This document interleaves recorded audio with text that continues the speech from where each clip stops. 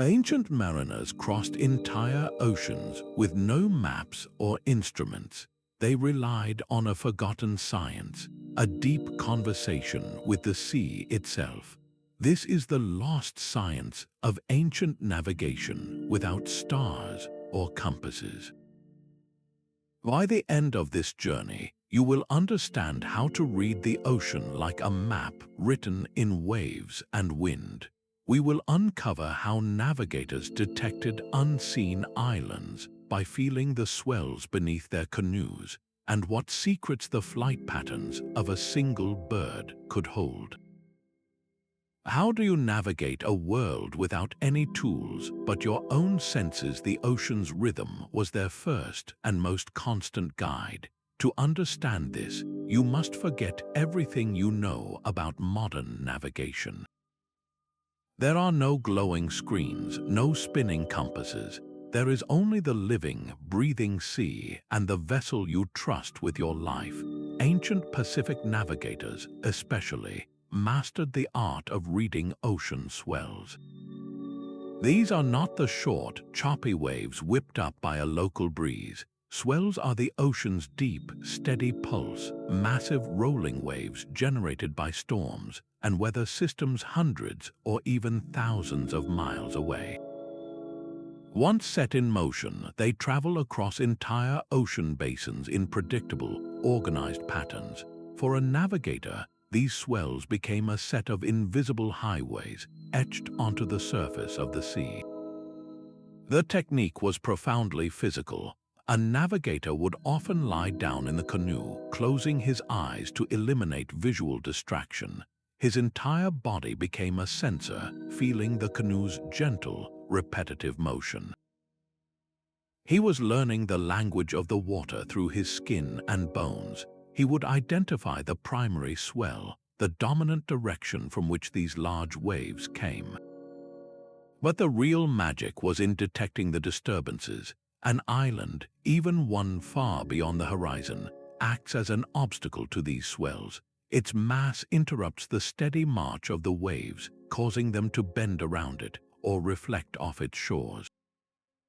This creates a secondary, much more subtle pattern, a confused, intersecting area of waves known as a refraction pattern. A skilled navigator, like those from Micronesia, could feel this slight bump, this gentle interference in the ocean's rhythm. He could tell not just that land was near, but from the specific character of the disturbance, he could often identify which island it was. It was like hearing a distinct echo in a vast, watery canyon. How could they possibly separate this faint signal from the noise of the sea? The answer lies in a lifetime of training, of memorizing the unique swell fingerprint of every island in their known world.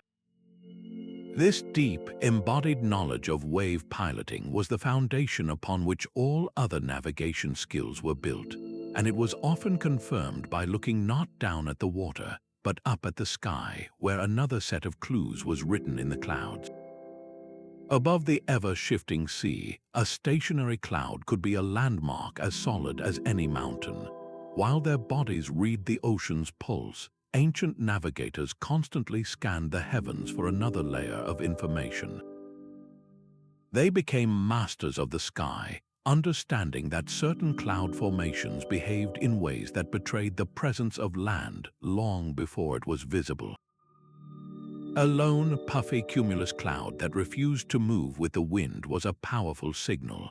This happens because islands heat up under the sun, causing warm air to rise. That rising air cools and condenses, forming a cloud that seems anchored to the landmass below, a fixed signpost in an otherwise fluid sky. But the sky's guidance did not end with the sun. After dark, a different phenomenon appeared, one known to Polynesian navigators as lo. This was a faint, luminous glow on the undersides of clouds, a reflection cast up from the world below. That soft light was not coming from the deep, dark ocean, but from the shallow, reflective lagoons and white sand beaches of an atoll just over the horizon. It was a beacon written in light upon the clouds themselves. The Maori people, for instance, navigated toward their home, Aotearoa, by following Kapua, a persistent reddish glow in the heavens above the islands. This was not mere guesswork, it was precise environmental observation. How many nights did a navigator spend staring at the horizon, separating the true, fixed glow of land from the fleeting shimmer of moonlit clouds? The sky was a dynamic map, its clues subtle but unwavering for those taught to decipher them, and these celestial signs were often confirmed by watching the other travelers who shared the vast, empty waters. A seabird's flight path could be a more reliable guide than any star. For ancient mariners adrift on the open ocean, the appearance of certain birds transformed uncertainty into a clear direction home. They observed the world of seabirds with an intimacy we have largely lost, understanding that different species held different kinds of information. Some birds were like daily commuters. Terns and noddies, for instance, fly out from their island homes each morning to fish in the rich waters offshore. At dusk, they complete their journey, flying directly back to land. Spotting these birds in the late afternoon gave a navigator a living arrow pointing toward the nearest shore. Other birds served as long-distance seasonal signposts. The golden plover's migratory route between Tahiti and Hawaii was so well known to Polynesian voyagers that its appearance signaled not just the presence of land, but specifically which archipelago was near. In the cold waters of the North Atlantic, Norse explorers would set their course by following the vast migratory flocks of the Arctic tern, a bird that travels from one pole to the other. The most critical skill was interpreting a bird's intention. How could a navigator be sure a bird was truly heading to land and not just wandering? The answer lay in a deep understanding of avian biology. They knew the maximum flight ranges of different species by heart. A frigate bird, for example, is a crucial messenger. Its feathers are not waterproof, and it cannot land on the sea's surface to rest. If you see a frigate bird, it is never just fishing, it is always without exception on a direct and urgent path to solid ground. This was not casual bird watching, it was a sophisticated science of animal behavior. These navigators saw the birds not as random creatures, but as pilots of the air, their every flight pattern a deliberate stroke on a map only the initiated could read. This avian intelligence connected the vast, empty ocean to the solid, life-giving Earth, creating a seamless bridge between the world above the waves and the world below. The wind itself became a map, its direction and character carved into the memory of every master navigator. Beyond the waves and the birds, ancient sailors developed a profound intimacy with the atmosphere's breath. They did not simply note the wind's direction, they knew its personality. They could feel a shift in its temperature, detect a change in its moisture, and understand what that meant for their journey. A sudden coolness might whisper of a coming storm, while a dry, hot gust could signal the distant presence of a large, sun-baked landmass. The great trade winds, those consistent planetary currents, were the superhighways of ancient exploration. For centuries, they provided a reliable push across entire oceans, a force so predictable that voyages could be planned around their steady presence. The Austronesian voyagers of the Indian Ocean took this knowledge to its highest form. They mastered the monsoon cycles, the grand, seasonal reversal of winds that acted like a celestial metronome. They knew that for 6 months the winds would blow steadily in one direction, carrying their vessels westward, and then for the next 6 months they would reverse, providing a guaranteed passage home. This was not hopeful guessing, it was a precise, calendrical science passed down through generations. They even developed wind compasses where the directions were not north, south, east, and west, but were named for the specific winds that blew from those horizons. A course was set not toward an abstract point, but toward the feel of a particular wind on the face. But what happened when the great engines of the world fell silent? What did a navigator do when the winds died down to a dead calm, leaving the canoe adrift on a glassy, unmoving sea? This deep connection to the wind was essential, but it was only one part of a much larger system. When the atmosphere offered no guidance, they had to look deeper into the very water that supported their vessel to find a path forward. A precise, continuous log was kept not on paper, but in the mind of the navigator. This was the art of dead reckoning, a mental discipline that required absolute concentration. Every moment of the voyage was a calculation. Speed was not measured with instruments, but was felt and seen. The navigator would observe the rush of water past the canoe's hull, the character of the wake bubbling behind them, and the constant pressure of the wind on the sail and his own skin. He translated these sensory inputs into an estimate of how fast they were moving. Direction was maintained with equal subtlety. Instead of a compass, the canoe itself was aligned with a specific ocean swell, its prow kept at a constant angle to the incoming waves.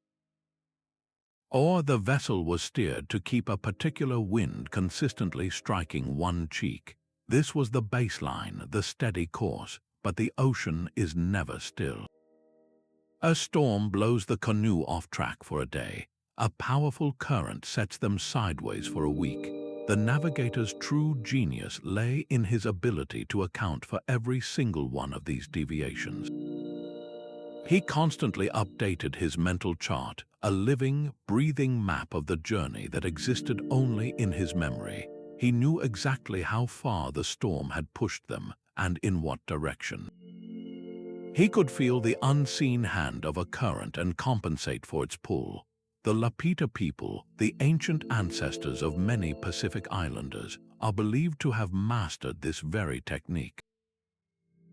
They could hold a course for weeks, sailing across thousands of miles of open ocean to find specks of land no larger than a pinprick on the vast blue canvas of the sea.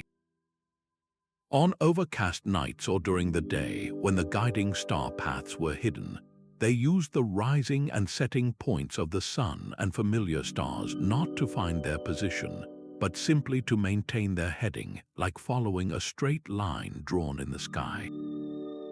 How could a human mind possibly maintain such accuracy over such immense distances without ever seeing a destination?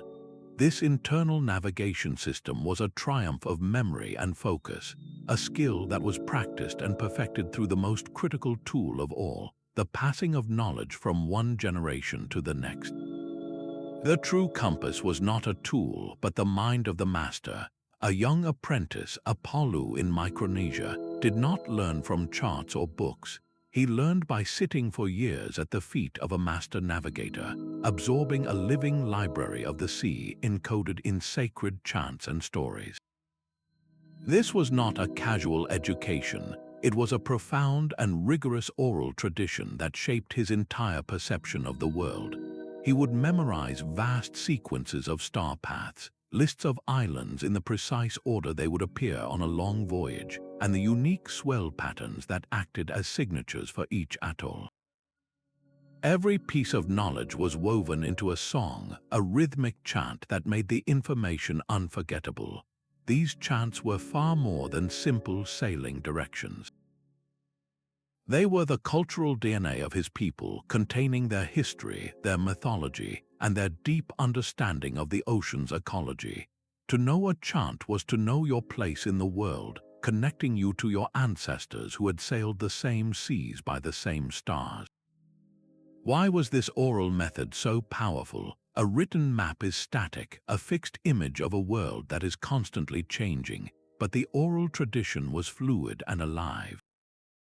A master could update a chant, adding a new observation about a current or a shift in a bird's migratory pattern, ensuring the knowledge evolved with the environment. The song became a dynamic, ever-improving guide. This system ensured the survival of this complex science for countless generations, creating an unbroken chain of wisdom passed from one mind to the next. But this incredible strength was also its greatest vulnerability. The entire knowledge system resided solely in human memory. If that chain was ever broken, if a master died before passing on his songs, an entire ocean of understanding could vanish in a single generation. This fragility makes the physical tools they did create, simple yet profound instruments, all the more precious. The ocean itself held rivers of information for those who knew how to read its flow. An ancient navigator would regularly dip his hand into the water, not just to feel its temperature, but to sense the subtle, persistent tug of a current against his skin. These underwater rivers were powerful forces, capable of carrying a vessel effortlessly toward its goal or sweeping it into oblivion. The key was in knowing their character. How could a sailor distinguish a minor surface drift from a deep, planet-spanning current like the Gulf Stream? The answer lay in a multi-sensory observation of the sea itself. The Gulf Stream, for instance, is a vast, warm water current that cuts through the colder Atlantic. Its water is a distinct, deep blue, noticeably warmer to the touch, and even carries a different population of marine life. A navigator who entered its flow knew he had found a liquid highway, but currents were not just about open ocean travel. Approaching an island chain, the water would often change dramatically. Polynesian voyagers knew that cooler water often signaled upwelling, where deep, cold water rose to the surface near the shores of high islands, a clear sign that land was near. They watched for lines of debris, seaweed, and flotsam collected at the convergence of two water masses, marking the edge of a current as clearly as a line drawn in the sand. The taste of the water could even change, becoming fresher near a large river delta or saltier in the heart of a powerful oceanic flow. This was navigation by immersion, a constant dialogue with the liquid environment. To mistake a temporary eddy for a major current was to risk missing your target by hundreds of miles. This profound understanding of the sea's inner workings, of its hidden rivers and thermal signatures, was the final piece of a navigational system that saw the entire ocean as a living, readable text.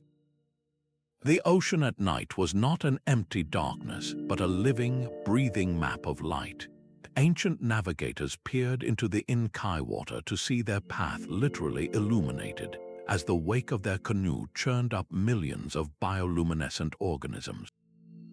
This sparkling trail was more than just a beautiful phenomenon. It was a crucial data point.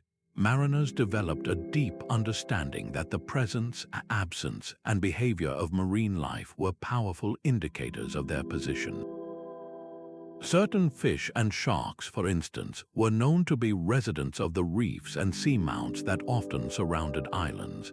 Spotting a particular species could be as good as spotting the island itself. The sudden, unexpected appearance of a land-based insect, like a dragonfly or a butterfly, was an even more direct message carried out to sea on the wind, whispering that a shore was close. Or a navigator might spot a specific type of seaweed, one that only grew in the shallow, sunlit waters of a continental shelf, telling him he was approaching a major landmass. At night, they watched for a phenomenon known as sea fire. This was not the bright glow of a lagoon reflected on clouds, but a much fainter, more subtle disturbance on the horizon. The mass of an island, even a distant one, could interrupt the vast, uniform schools of bioluminescent plankton, creating a faint, shimmering signature in the water, a ghostly outline of land written in living light. Far to the north, the Vikings used a different kind of biological signpost. They learned the specific migratory routes of whales, understanding that these giant creatures were traveling between known feeding and breeding grounds. Sighting a particular whale was like finding a floating road sign pointing toward Norway or Iceland. And what of the dolphins that so often rode the bow wave of a vessel? Their playful presence was not just a welcome diversion, it was a sign of specific, life-rich waters, a confirmation that the ship was traversing a healthy, productive part of the sea. This profound connection transformed the entire ocean from a barren expanse into a living, breathing navigational chart. Every creature, from the smallest glowing plankton to the largest whale, became a character in a story only the most observant could read. This holistic wisdom, this deep ecological intuition, is something our modern science is only now beginning to measure and truly understand.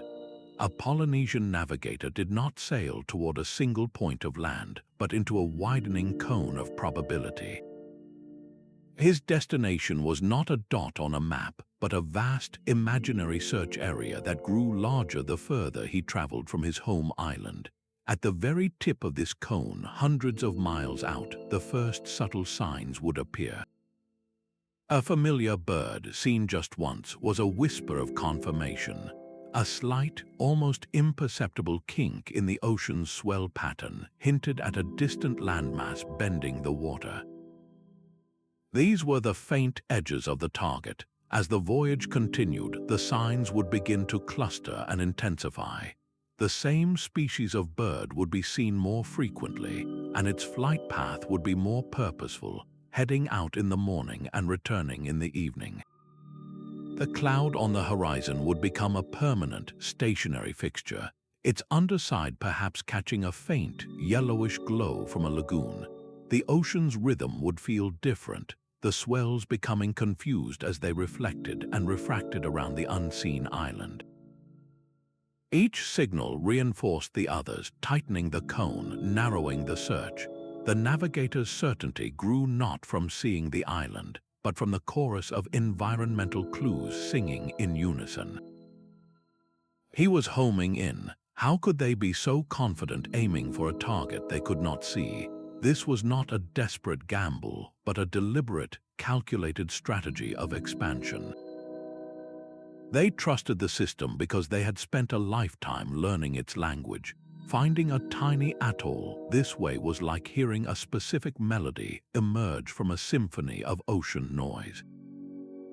This philosophy of exploration, this profound trust in the environment's guidance, allowed them to populate the largest ocean on Earth, one cone of probability at a time.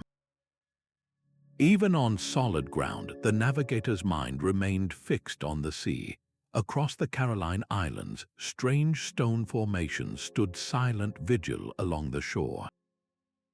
These were not temples or tombs, but practical tools known as sighting stones. Master navigators would arrange coral slabs into precise configurations, each one carefully aligned with the horizon. A specific notch between two stones might frame the exact point where a crucial star, like Altair or the Pleiades, would first peak above the eastern sea at the start of the voyaging season. Another slot would mark where it set weeks later. These were not used for active navigation from a moving canoe, but as a permanent, land-based classroom. An apprentice would sit for hours, watching the stars rise and set through these stone windows, burning the celestial calendar into his memory until he could feel the rhythm of the heavens in his bones. This was how they learned which star path led to which island chain, and just as importantly, when to set sail to catch the right winds and currents. This deep astronomical knowledge was woven directly into the cultural fabric. In Polynesia, sacred courtyards called marae were often constructed with their central axes aligned to the solstice sunrises or sunsets. The entire community lived within a landscape that was also a cosmic clock. How did this fixed terrestrial knowledge translate to the chaos of the open ocean? The sighting stones provided the foundational data for the mental star compass every navigator carried in his head. On land, he learned the static map of the sky. At sea, he learned to apply that map from a platform that pitched and rolled beneath his feet. understanding that the rising point of a star shifted slightly with each night of the voyage. This seamless integration of knowledge, from the stationary stones on the beach to the moving canoe on the waves, reveals a complete system, and this profound connection to the environment extended even further into the very materials they used to build the vessels that made these epic journeys possible. The ultimate instrument in this ancient science was the human mind itself. While the ocean offered a symphony of clues from swells to stars, the navigator had to possess the stillness to hear it. This required a state of being beyond mere skill, a profound mental discipline known in Polynesian traditions as T-Lauper. It was described as a flash of internal lightning, a sudden, intuitive clarity that illuminated the path forward. To achieve this, a navigator entered a trance-like state of hyper-awareness. He would merge his own consciousness with the canoe, feeling every shift in the wind and water not as external events, but as sensations within his own body. He and his vessel became a single entity dancing with the sea. This intense focus was a form of meditation, a silencing of the inner voice of doubt, because doubt was the most dangerous storm of all. A moment of hesitation, a flicker of uncertainty, could cause him to misinterpret a subtle swell pattern or dismiss the distant flight of a bird, leading the entire voyage into oblivion. To prepare for this immense psychological burden, navigators underwent rigorous spiritual and physical conditioning. They would fast and perform rituals to purify their thoughts and strengthen their connection to their ancestors, drawing on a lineage of knowledge that felt as tangible as the deck beneath their feet. Their trust in this inherited wisdom had to be absolute. When a real storm descended, blotting out the stars and churning the sea into a chaotic fury, all the external signs would vanish. In that utter blackness, with the world reduced to wind and water, the navigator had nothing left to guide him but this cultivated inner certainty. He had to hold the course in his mind alone, feeling his way through the tempest based on a memory of the rhythm that existed before the chaos began. This mental fortitude was the invisible compass that never faltered. It was a testament to a power modern technology has largely forgotten, the ability of a trained human spirit to navigate not just the ocean, but the vast landscapes of fear and uncertainty. And from this powerful mindset emerged one of the few physical artifacts of this entire system, a simple yet brilliant device that perfectly encapsulates their entire worldview. From this profound inner stillness emerged one of the few physical artifacts of their science, a device that perfectly captured their entire worldview. Scattered across the Marshall Islands were objects that look, to our eyes, like abstract sculptures. They were called stick charts, and they were some of the most sophisticated navigational tools ever created. Made from the supple ribs of palm fronds, they were tied together into an open, web-like lattice. Small cowrie shells were fastened at the intersections, but these shells did not merely mark dots on a map. The entire structure was a dynamic model of the ocean's invisible energy. The curved and straight sticks did not represent coastlines, they represented the pathways of ocean swells. A navigator would hold a chart in his hands, tracing the lines with his fingers, feeling the way the primary swells from the open ocean would bend and bounce as they encountered the mass of an atoll. He was not learning what the islands looked like, he was learning what the islands felt like from miles out at sea. This was a map of forces, not of forms. There were three main types of these charts, each with a specific purpose. The matang was a teaching chart, a simplified, symmetrical model used to instruct apprentices in the fundamental principles of how swells refract and reflect. It was a textbook written in sticks. The meadow was a practical chart covering a specific section of islands. It showed the real-world swell patterns between a handful of atolls, allowing a navigator to plan a journey from one to another. The most comprehensive was the Rebelib, a chart that could encompass an entire archipelago, a vast mental territory rendered in a portable, tangible form. How could a map that looked nothing like the physical world be so devastatingly effective? Because it modeled the very phenomena the navigator relied upon. When he lay in his canoe feeling the subtle bump and shift of the waves, he was experiencing in reality what the stick chart had shown him in theory. The chart was a key to the ocean's secret language, translating the chaotic motion of the sea into a structured diagram he could memorize. It was a stunningly advanced piece of scientific instrumentation, a physical manifestation of their deep understanding of hydrodynamics, created centuries before the Western world formalized the science of waves. This was not art, it was applied physics, a three-dimensional equation for finding your way home. The ocean's colors spoke a language as clear as any written chart. Deep indigo water meant the abyss, a profound darkness where light was swallowed whole by the immense depths.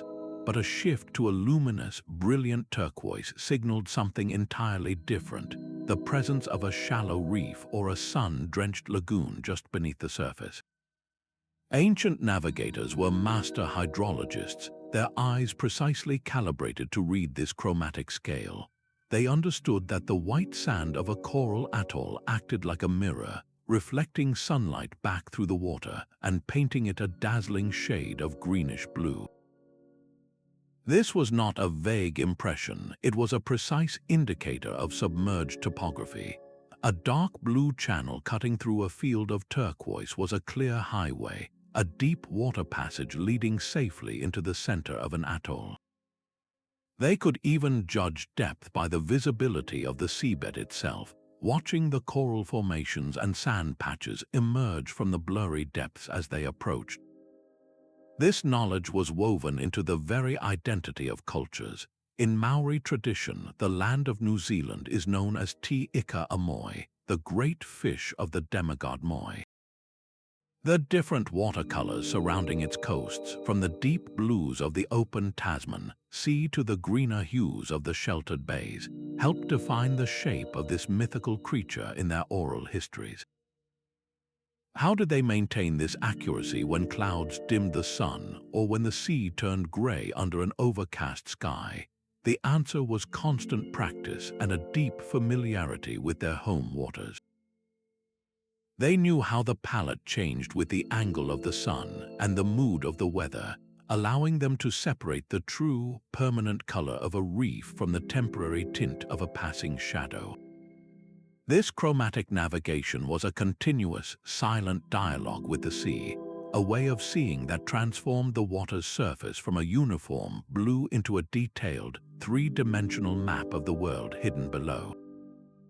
And this visual skill was perfectly paired with another sense, the ability to hear the whispers of the land long before it came into view. The ocean whispered its secrets to those who knew how to listen. In the profound quiet far from land, sound became a beacon, traveling for miles across the flat, unbroken surface of the sea. The most powerful and welcome sound was the low, constant roar of surf breaking on a distant reef. On a still night, with the wind hushed and the crew silent, a skilled navigator could hear this thunderous murmur long before any land was visible. He would turn his head, listening intently, not just for the presence of the sound, but for its character. The booming crash on a windward shore, exposed to the full force of the ocean, had a different quality than the softer, lapping waves on a sheltered leeward coast.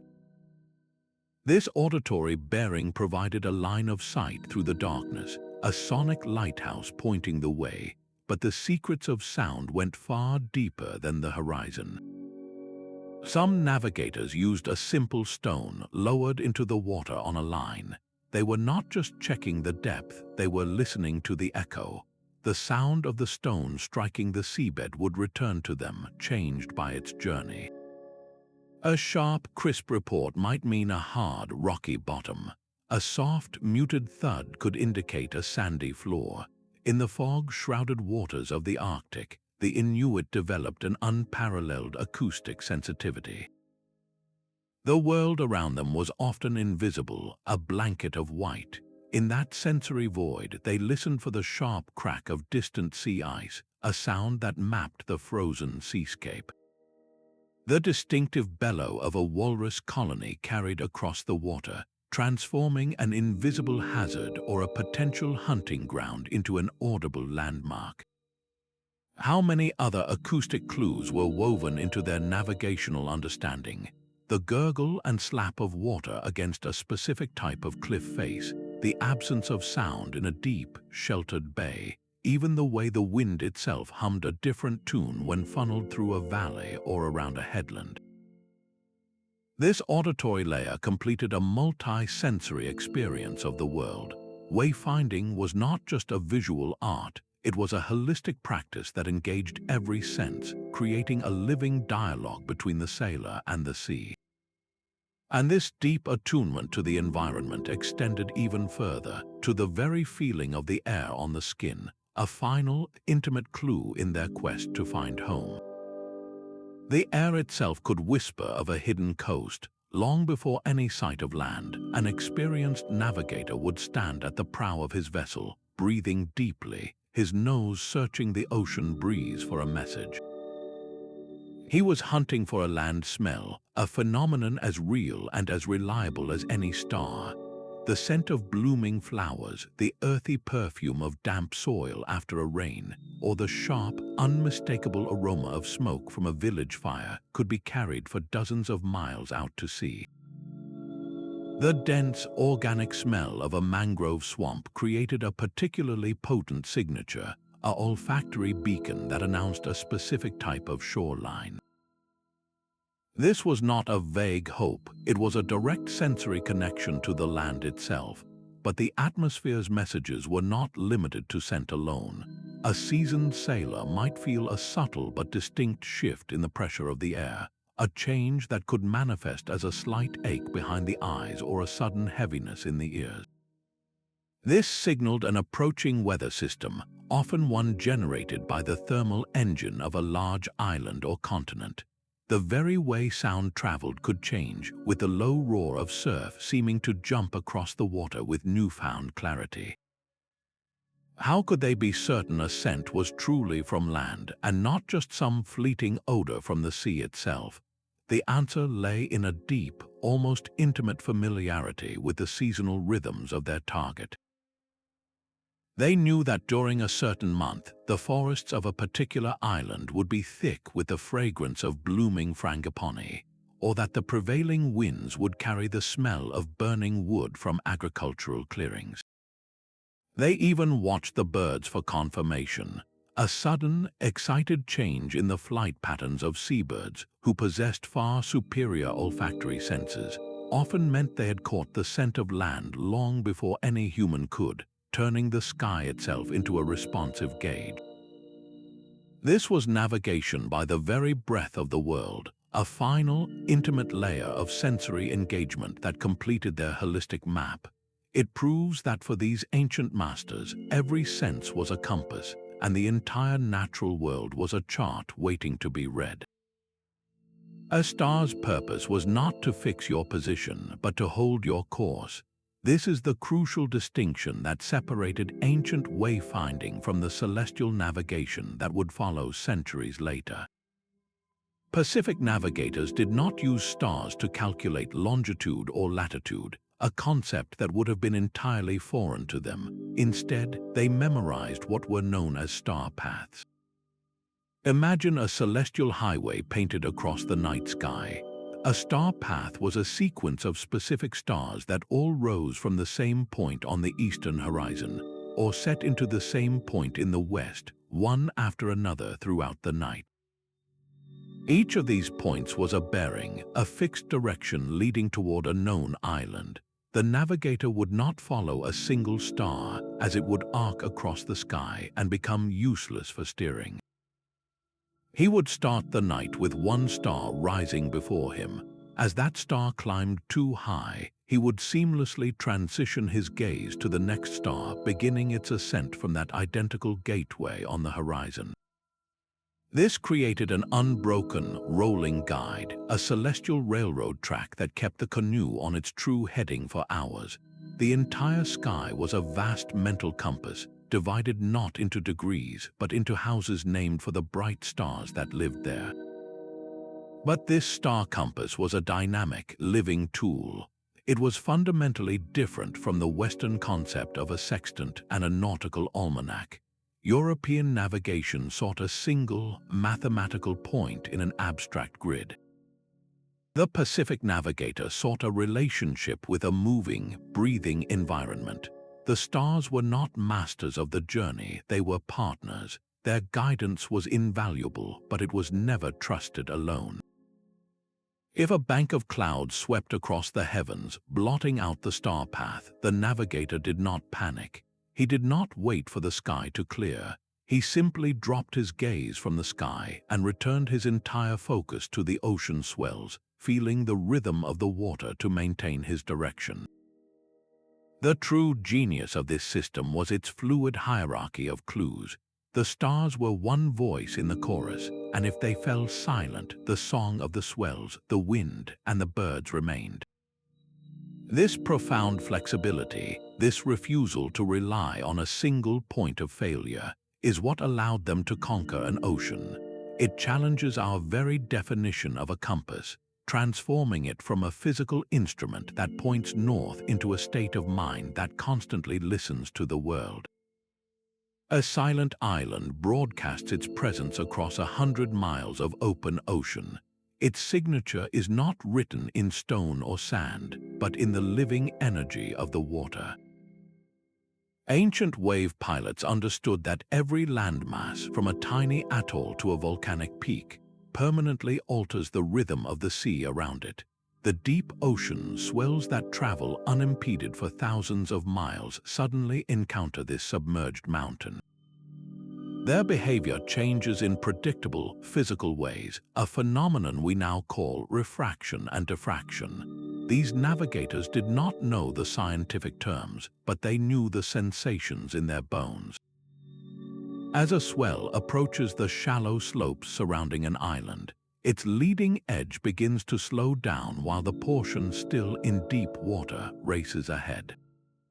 This speed difference causes the entire wave front to bend, to curl around the contours of the land like a river flowing around a stone.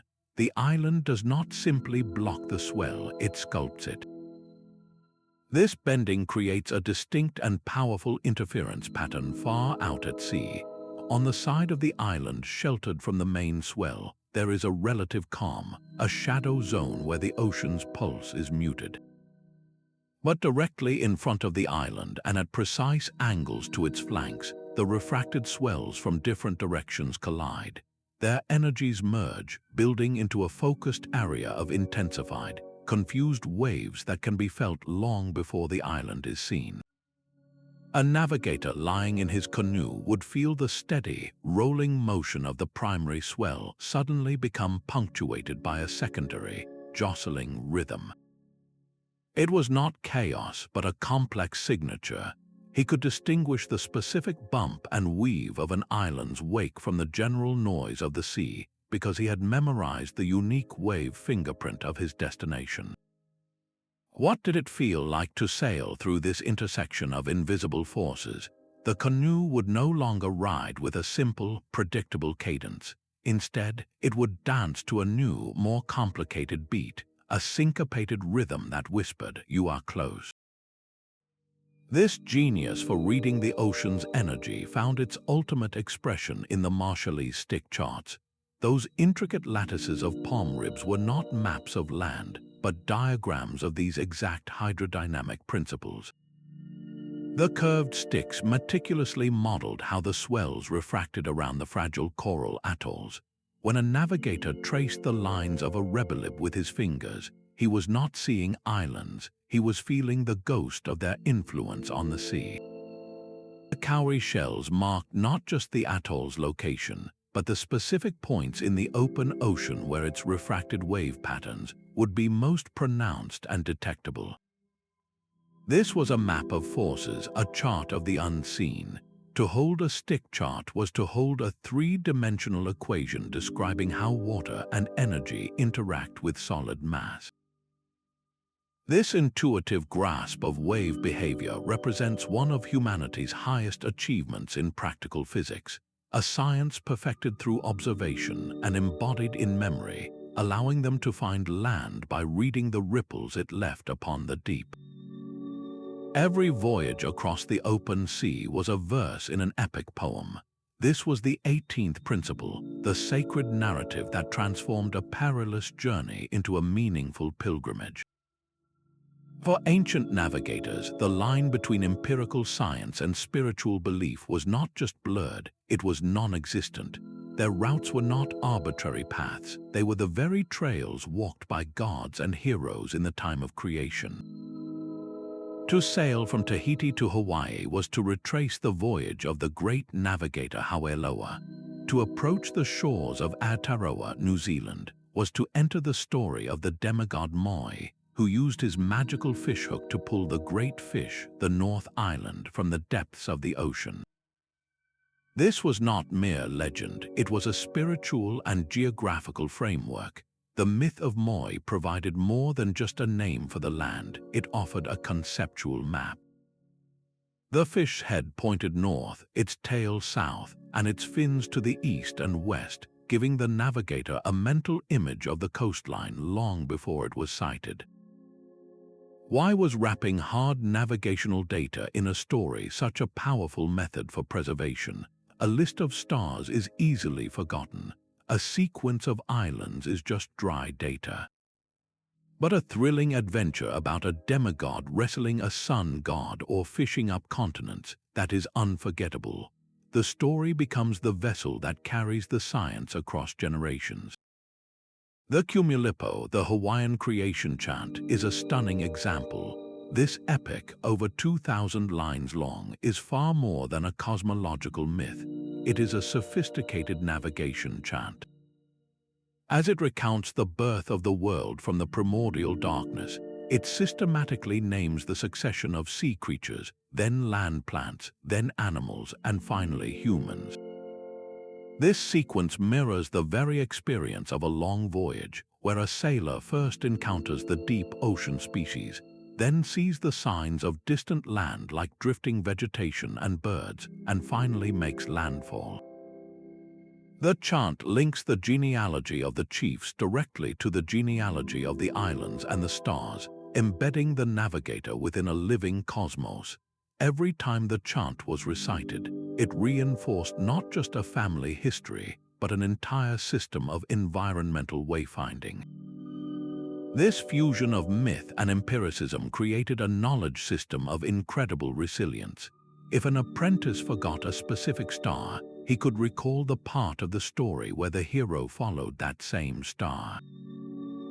If he was unsure of the season to sail, the myth would recount the celestial events that marked the opening of the voyaging season.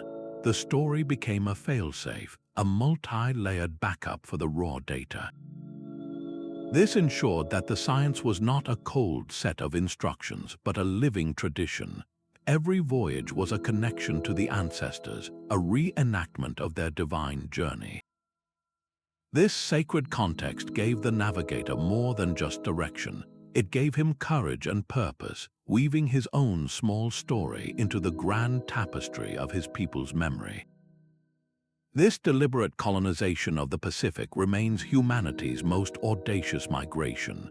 Across thousands of years, generations of voyagers used the science of waves, stars, and birds to systematically locate and settle islands scattered across an ocean covering a third of our planet. This was not a story of desperate castaways accidentally drifting to new shores. It was a calculated expansion, a sustained project of exploration and settlement executed with breathtaking precision. The true scale of their achievement becomes clear when you consider the cargo they carried. These were not just canoes, they were floating arks, transporting an entire ecosystem necessary for survival.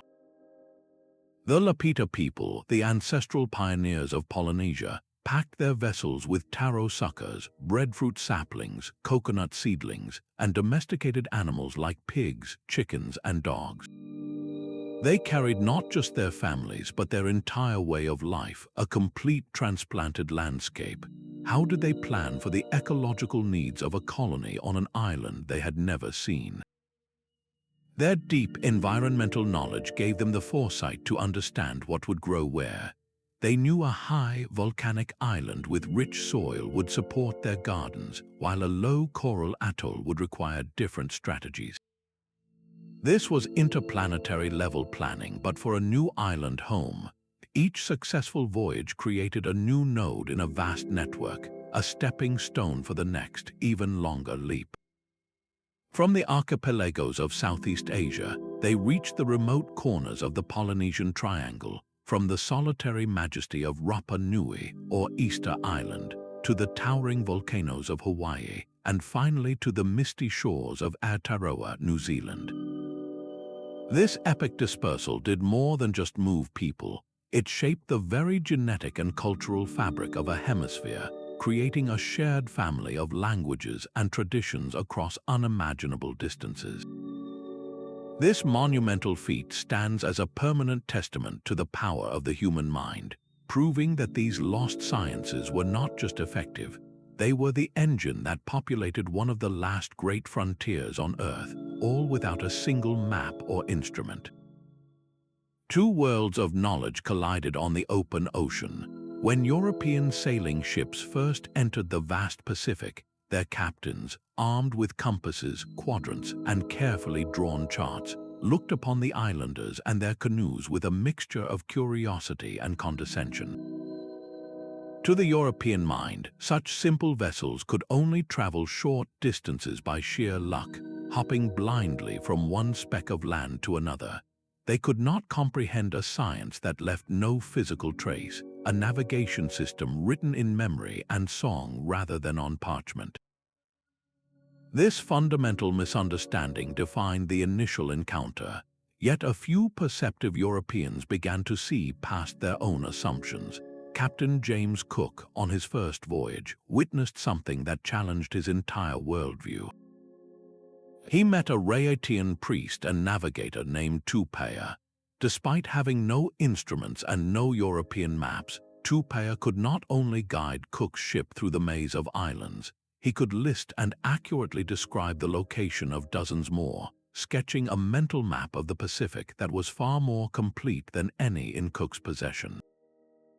Cook, a master of his own system, was astounded. He came to rely on Tupaia deeply, recognizing a genius he could not fully explain. This meeting was more than a cultural exchange. It was a clash of two philosophies. One system sought to abstract the world into instruments and coordinates, to measure and conquer it from a distance. The other was a philosophy of immersion, of being so deeply embedded in the environment that you became a living part of its patterns. So why did the instrumental system come to dominate and ultimately suppress the other? The answer lies in the nature of colonial power. The European project was one of possession and control, and their maps and charts were the legal documents of that control. A coastline drawn on paper could be claimed for a crown. A star path memorized in a chant could not. Indigenous knowledge was systematically devalued, dismissed as primitive superstition in the face of so-called enlightened science. The sacred schools of navigation were disrupted, the long apprenticeships broken. As European ships and their methods became the global standard, the ancient, sensory way of finding a path across the water was no longer seen as necessary. It was a tragic, deliberate silencing. The living libraries, the master navigators, began to pass away without apprentices, their songs fading into silence. This was the moment the great science began to vanish, not from a lack of power, but from a forced irrelevance. What was lost in that silencing was more than just a set of directions. It was an entire way of seeing and speaking to the natural world. A profound silence fell across the Pacific. The great voyaging canoes, once the lifeblood of ocean civilizations, began to rot on the beaches. The intricate knowledge of wave patterns and star paths, perfected over thousands of years, did not simply fade away. It was systematically dismantled. Colonial powers arrived with a different worldview, one that saw the land as a resource to be owned and mapped on paper. In this new order, the deep, experiential wisdom of the indigenous navigator was not seen as science. It was dismissed as primitive folklore. Western-style schools were established, and their curricula taught that true knowledge came from books and instruments, not from the songs of one's ancestors.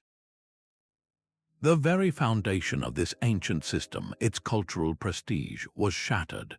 Why dedicate 20 years of your life to mastering the feel of a swell when the new authorities tell you it is worthless?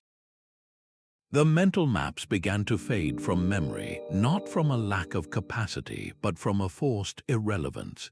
This cultural displacement was tragically accelerated by biological catastrophe. European ships brought diseases for which island populations had no immunity. Waves of smallpox, measles, and influenza swept through communities, killing a staggering percentage of the people. This was not just a demographic tragedy, it was an intellectual holocaust. When a master navigator died suddenly, his entire library of chants, star paths, and wave signatures died with him. The unbroken chain of apprenticeship, the essential thread that carried the knowledge forward, was severed in a single generation. The living libraries were burning, and with them, the detailed instructions for crossing an ocean. The introduction of modern tools like the compass and metal sextant offered a seductive shortcut. These instruments were undeniably effective for point-to-point travel between known ports, the kind of commerce the new economy valued. For a young person looking at the future, the choice seemed clear. Why endure the grueling mental and spiritual discipline of the old ways when a brass compass could give you a direction instantly? The technology was not the enemy, but its adoption came at a terrible cost. It made the profound, embodied knowledge of the environment seem unnecessary, like using a calculator for a simple sum and forgetting how to do the math in your head. The very soul of the knowledge was attacked through religious conversion. Missionaries arrived with new gods and new moral codes. They listened to the sacred chants that contained the navigational star paths and saw not sophisticated science but pagan idolatry. The rituals that prepared a navigator for his journey, the connection to ancestral spirits, were condemned as devil worship. To embrace the new faith often meant renouncing the old practices, leading families to voluntarily abandon the very chants that held the keys to their heritage. The songs were silenced, and with them, the dynamic maps they encoded. Finally, the economic engine that drove long-distance voyaging was dismantled. Colonial powers reshaped island economies toward plantation labor and the production of cash crops like sugar and copra. The vibrant, interconnected network of trade and cultural exchange that had required long voyages was replaced by a system that shipped raw materials out on European vessels. There was simply no need and no opportunity for young men to build great canoes and embark on months-long journeys. The ocean, once a highway of connection, became a barrier. The loss of this science was not an inevitable price of progress. It was a complex cultural collapse, a severing of a dialogue with the natural world that had sustained human life for millennia. We are only now beginning to understand the magnitude of what was lost when the last navigator who could read the ocean's pulse closed his eyes for the final time. The ocean's ancient song was nearly silenced, but a whisper of its rhythm remained. In the 1970s, a spark of defiance ignited in Hawaii, a conscious effort to prove their ancestors were not merely lucky castaways but master scientists of the sea. The vessel for this proof was the Hokule'a, a double-hulled voyaging canoe built not for nostalgia but as a working hypothesis. Its mission was audaciously simple: to sail the ancient sea roads from Hawaii to Tahiti and back using nothing but the traditional methods, a journey of over 5,000 miles without a single compass or chart. The ambition was monumental, but the knowledge to achieve it had almost vanished. They needed a living key to unlock the forgotten science. That key was a man named Maupiailug from the small island of Satawul in Micronesia. He was one of the last living Polu, a master navigator trained in the old way, a living library holding the very star paths and swell signatures the Hokule'a's crew sought to understand. He agreed to guide them to become the mind of the canoe. The 1976 voyage to Tahiti was more than a test of seamanship, it was a cultural resurrection. For 33 days, Mao stood at the helm, his senses tuned to the ocean's pulse. He navigated by the feel of the swells beneath the hull, by the flight of distant birds, and by the silent, unwavering map of the stars above. When clouds obscured the heavens, he simply listened more closely to the water, holding the course in his mind with an unshakable certainty. The moment the Hokule'a finally made landfall in Tahiti, it was met by a crowd of over 17,000 people, an outpouring of emotion that had been waiting for centuries. The success of that single voyage sent a shockwave across Polynesia. It was tangible, irrefutable proof. The stories were true, the science was real. How could a canoe change a generation? It gave a people back their pride and their identity. It transformed a narrative of loss into one of empowerment. The Hokule'a became a university, a floating classroom that inspired a new wave of navigators to seek out the remaining elders and piece together the fragments of their heritage. This modern revival did not simply preserve a dead art, it brought a living science back from the brink, ensuring the ancient dialogue between humanity and the ocean would continue for generations to come. Modern science is finally learning to read the ocean's ancient language. For centuries, the sophisticated knowledge of indigenous navigators was dismissed by the Western world as myth or mere luck. But now, advanced technology is providing startling validation. Satellite altimeters orbiting high above the Earth meticulously map the subtle hills and valleys of the ocean's surface, revealing the same large-scale swell patterns that ancient wave pilots described. These precise measurements confirm that the interactions so elegantly modeled by the Marshall Islands stick charts, the bending and reflecting of swells around islands, are not just folklore, they are physically and mathematically accurate. The stick charts were not abstract art, they were functional diagrams of hydrodynamic principles we are only now able to measure from space. The navigator's deep understanding of bird behavior is also being affirmed. Ornithologists using GPS trackers have documented the incredible accuracy of seabird flight paths, confirming that species like the frigatebird do indeed fly in direct, unwavering lines to and from their island nest. Their maximum flight ranges, memorized by heart by every master navigator, align almost perfectly with modern biological data. Even the most subtle sensory skills are being investigated. Researchers are exploring whether a human being lying still in a canoe could indeed detect the minute deflections in ocean swells caused by a distant island, a question of human sensitivity versus background noise that challenges our understanding of perception itself. Perhaps the most mysterious phenomenon now under scrutiny is T-Lauper, that sudden flash of internal lightning described by Polynesian navigators. Cognitive scientists and neuroscientists are beginning to study this not as superstition, but as a potential form of highly trained intuition, a synesthetic merging of senses, or a state of hyper-aware pattern recognition achieved through deep meditation. What unique neural pathways were forged in the brain of a navigator who could hold the image of a star path in his mind for weeks? This reconciliation of ancient wisdom with empirical science is doing more than just proving the past was right. It is opening new doors into our understanding of human potential, revealing that the limits of our perception may be far beyond what we ever believed.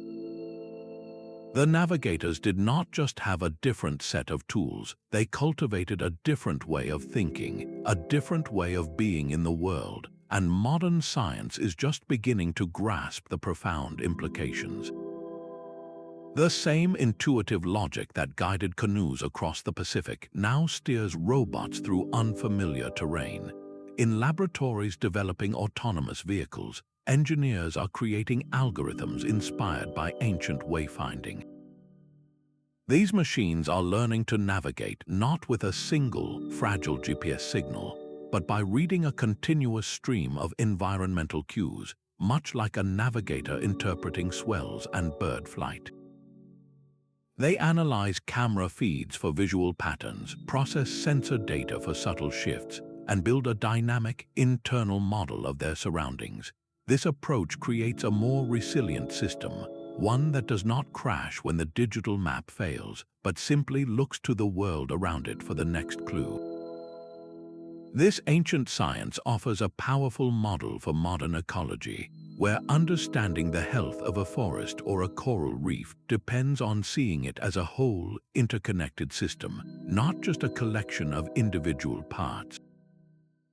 The navigator's mind, trained to hold course through weeks of uncertainty, is now a subject of intense study in fields far from the ocean. How do you make critical decisions with incomplete information? How do you maintain focus when every external reference point vanishes? Surgeons in operating rooms, firefighters in blazing buildings, and pilots during system failures all face this same fundamental challenge. They are modern wayfinders, and the psychological discipline of the ancient Polu provides a timeless blueprint for cultivating the calm, unwavering focus required to navigate any crisis. In a digital age saturated with information but often starved of wisdom, these principles offer a profound alternative. They remind us that the most reliable path forward may not come from a single, authoritative signal, but from learning to listen with all our senses to the complex and living world around us. Their entire system was a masterclass in not putting all your eggs in one basket. Ancient navigators never trusted a single star or one type of bird. They built a web of guidance where the swells confirmed the clouds, which confirmed the birds, which confirmed the stars. If one clue vanished in a storm, a dozen others remained. This layered resilience is a powerful antidote to our modern fragility, where a dead phone battery or a lost GPS signal can feel like a genuine crisis. We have optimized for efficiency at the cost of robustness. Their world teaches us to build personal and professional systems with multiple, independent sources of feedback and support, so that when one path is blocked, we have not lost our way, only our preferred route. This begins with the first principle they all mastered, the art of deep observation. We rush through our days surrounded by a symphony of information, yet we hear very little of its music.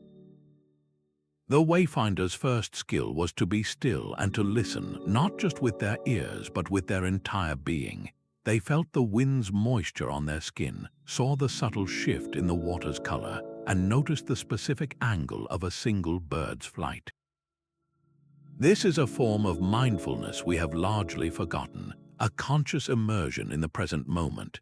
Imagine applying that same quality of attention to your own environment, to the people you speak with, or to the tasks you perform. You would begin to notice the subtle currents and patterns that a distracted mind completely misses. This wisdom was never meant to be hoarded by a single individual. It thrived through the sacred bond of mentorship, the patient passing of a living library from one generation to the next. A master did not simply give an apprentice a list of facts. he taught him a new way of seeing. He sat with him for years, correcting his perceptions, sharing stories, and instilling not just knowledge, but the calm confidence to use it under duress. In our era of instant, downloadable information, we have undervalued this slow, profound transfer of experiential wisdom. True mastery in any field still requires a guide, someone who can help you read the invisible swells in your own profession or creative pursuit. So how do we cultivate this wayfinder's mindset in our own lives? Start by intentionally diversifying your compass. Do you define your success by a single metric, like your job title or your bank account? That is like a navigator trusting only one star. What are the other signs, the quality of your relationships, the strength of your health, the depth of your learning, the contribution you make to your community? These are your personal swells, birds, and clouds. When one area grows dark, the others can still guide you home. Learn to hold your course with intention, rather than drifting with whatever current is strongest. And perhaps most importantly, learn to navigate even when you cannot see the destination. The ancient voyagers set sail for horizons that were pure faith, guided by a system they trusted implicitly. They teach us that the journey itself, the attentive dialogue with the world around us, is the real point of arrival. Even with our modern revival, vast territories of their knowledge remain uncharted. We have proven the system worked, but the deepest mysteries of the ancient navigators' minds are still just beyond our reach. How did the very first explorers find the courage to launch their canoes into the absolute unknown, sailing toward a horizon with no guarantee of land?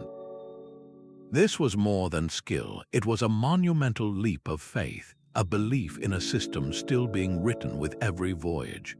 We can replicate their routes now, but we cannot fully replicate the mindset that created those routes from nothing.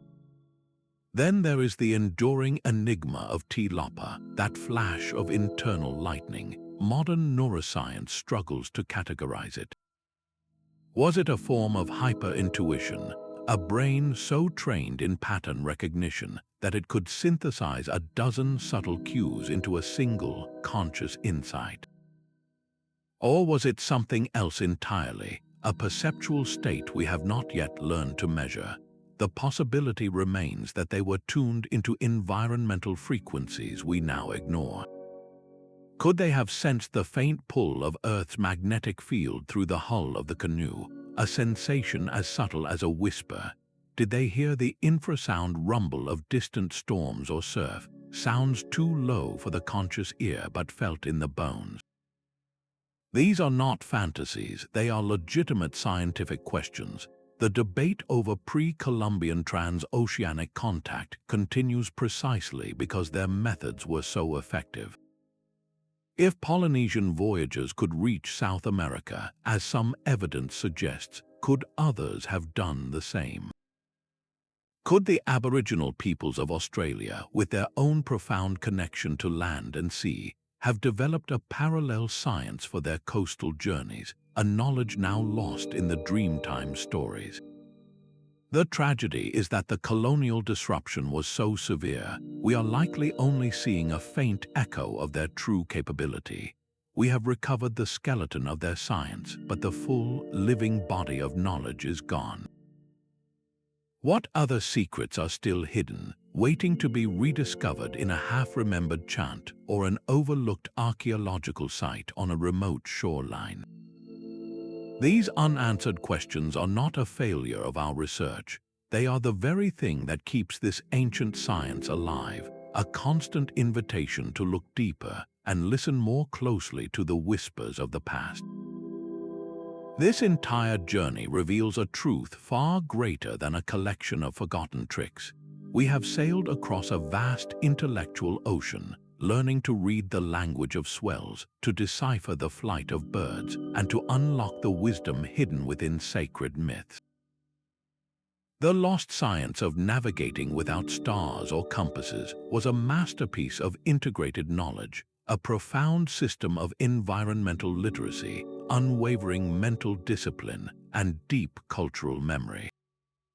It was this holistic genius that enabled the greatest migration in human history, the deliberate peopling of the Pacific, an achievement that stands as a towering testament to the human spirit. The story does not end in the silence of the past. The passionate revival of this knowledge, embodied in the voyages of the Hokule'a, proves it was never truly lost, only waiting to be remembered. We can all carry forward the Wayfinder's spirit into our own lives, learning to observe the world more deeply, to trust the accumulated wisdom of our own journeys, and to navigate our modern world with the same intention and respect. We leave you with a final thought from the navigator Nainoa Thompson, who said, "You are not trying to conquer the ocean, you are trying to become one with it." If this exploration has illuminated a forgotten world for you, share your thoughts in the comments below. Subscribe for more journeys into history's greatest mysteries, and perhaps the next time you look at the sea, you will see it not as a barrier but as